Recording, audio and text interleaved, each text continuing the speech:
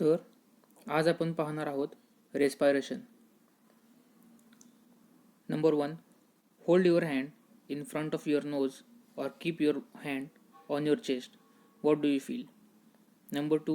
If you observe a sleeping dog, what movement of its belly do we see?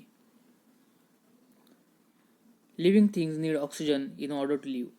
Inhaling oxygen and exhaling the carbon dioxide formed in the body due to the use of oxygen is called respiration. तर यांनी आता रेस्पिरेशनची definition दिलेली आहे. त्याच्यामध्ये काय सांगितलेलं आहे की इनहेलिंग ऑक्सिजन आणि एक्सहेलिंग द कार्बन डायऑक्साईड. म्हणजे इनहेलिंग म्हणजे इनटेक करणे म्हणजे आतमध्ये घेणे आणि एक्सहेलिंग म्हणजे बाहेर सोडणे. आपण ऑक्सिजन घेतो आणि कार्बन डायऑक्साईड बाहेर सोडतो. Animals such as fish, snake, mouse etcetera have specific organs for respiration. या प्राण्यांना एक स्पेसिफिक ऑर्गन आहे रेस्पिरेशनसाठी. On the other hand, plants respire by means of microscopic pores on their stems and leaves. तर प्राण्यांसारखं वनस्पतींनाही त्यांच्या stems आणि लिव्हजमधून respiration करता येतं. आता इथं 2.7 जी फिगर दिली आहे त्यामध्ये दाखवले आहे respiration in living things. First दाखवले फिश आणि सेकंड दाखवलं आहे ह्युमन. ह्युमन कशाने रेस्पिरेशन करतोय तर नोजने, आणि फिशसाठी गिल्स दिलेला आहे. पुढे दिले आहे कॅन यू रिकॉल. त्यामध्ये number 1 is all the food we eat use by the body, आणि number 2 what is the unused part of food converted into. याचे तुम्हाला उत्तर द्यायचे आहेत. पुढे बोलूयात एक्सक्रिशन. तर बघूयात एक्सक्रिशन म्हणजे काय. Waste substances are formed during the many processes that take place in the bodies of animals. These are called excreta and the process of eliminating them from the body is called excretion. हे excretion ची definition दिलेली आहे. Animals have specific organs for excretion. Excretion साठी प्राण्यांना एक specific organ दिलेला आहे, त्यामधून ते एक्सक्रेशन करतात. म्हणजेच जे वेस्ट मटेरियल आहे ते बाहेर सोडतात. प्लांट्स टू एक्सक्रीट म्हणजे वनस्पतींना सुद्धा एक्सक्रीट करण्यासाठी स्पेसिफिक ऑर्गन दिलेले आहेत. For example, some plants shed leaves in a specific season. Waste substances stored in the leaves of plants are shed along with the leaves.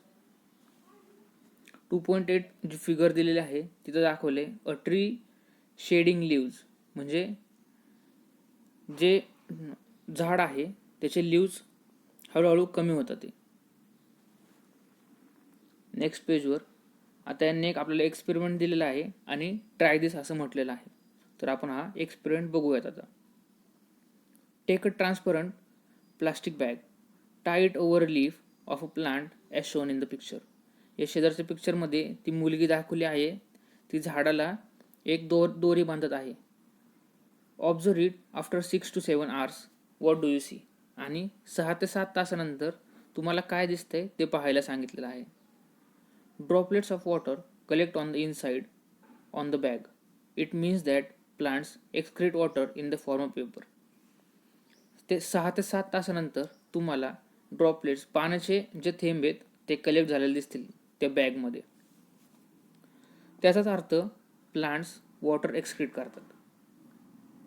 Excretion is a characteristic of living things.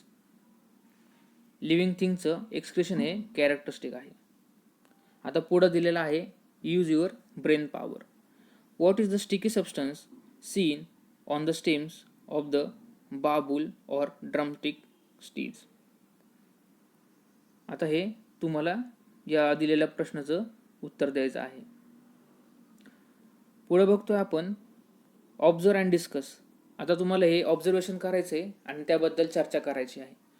Have you experience this. What happen immediately after the following action. आता हे पुढचे प्रश्न दिलेत, याच्यावर तुम्हाला विचार करायचा आहे आणि उत्तर द्यायचे आहेत. त्यामध्ये पहिला क्वेश्चन आहे light flash suddenly into your eyes. Light जेव्हा फ्लॅश होती तेव्हा तुमचे डोळे एकदम झाकले जातात. Second, suddenly you felt a pin prick. Third, the leaves of the mimosa plant were touch. तुम्ही मिमोसा प्लांट जे लाजळूचं झाड आहे त्याला टच केल्यानंतर ते मिटलं जातं. The last one is fourth one. At sunset lamps on the street or courtyard are lit and insects gather around the lamps. सनसेटच्या वेळेस एखादा दिवा जर लावलेला असेल तर त्याच्या भोवती इन्सेक्ट्स एकत्र येतात, हे तुम्ही पाहिलं असेल. तर ते का होतंय याची तुम्हाला उत्तर द्यायची आहेत. पुढे बघूयात responsiveness to stimuli and movement. Living things act in various ways when responding to a stimulus. If you suddenly enter a cowshed, the cows and buffalo stand up, begin to move, one or two may even start moving. These are all movements. A creeper planted in the courtyard leans towards a support. A plotted plant placed in a window grows towards sunlight.